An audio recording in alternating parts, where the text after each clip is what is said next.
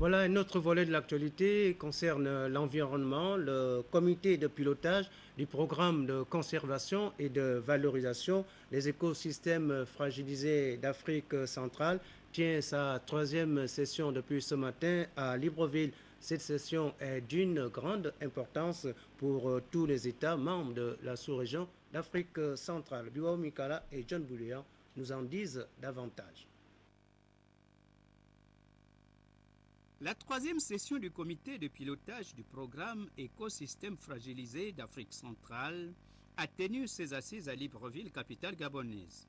Une rencontre qui a vu la présence des responsables politiques, des experts et des bailleurs de fonds de l'Union européenne. L'Union européenne va accroître sensiblement ses investissements en protection de l'environnement au niveau mondial. De plus, la Commission européenne va lancer au mois d'avril une grande consultation publique sur ses politiques de protection de la biodiversité. Présent à cette rencontre, le secrétaire général de la Communauté économique des États de l'Afrique centrale, CEAC, selon lui, la troisième session du comité de pilotage revêt un caractère particulier. Cette troisième session du comité de pilotage revêt un caractère particulier pour le secrétariat général de la communauté.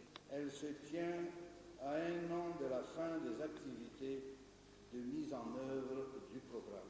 Elle se tient 2 mois après le démarrage des négociations tripartites CAC, CEMAC, Union européenne dans le cadre du programme indicatif régional PIR 11e FED. Ouvrant les travaux, le ministre délégué à l'économie a axé son propos sur les enjeux de la conservation des aires protégées et de la valorisation des écosystèmes.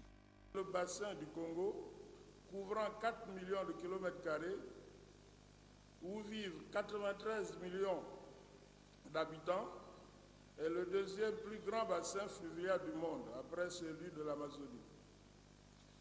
Comme le bassin amazonien, il abrite une forêt tropicale dense, l'une des plus riches du monde en biodiversité. La troisième session du comité de pilotage du programme de conservation et de valorisation des écosystèmes fragilisés d'Afrique centrale a pour tâche d'examiner l'état de mise en œuvre des recommandations du dernier comité de pilotage de COFAC 5 qui s'est tenu les 12 et 13 février 2013, mais également d'évaluer l'exécution du programme et d'y apporter, le cas échéant, des correctifs nécessaires.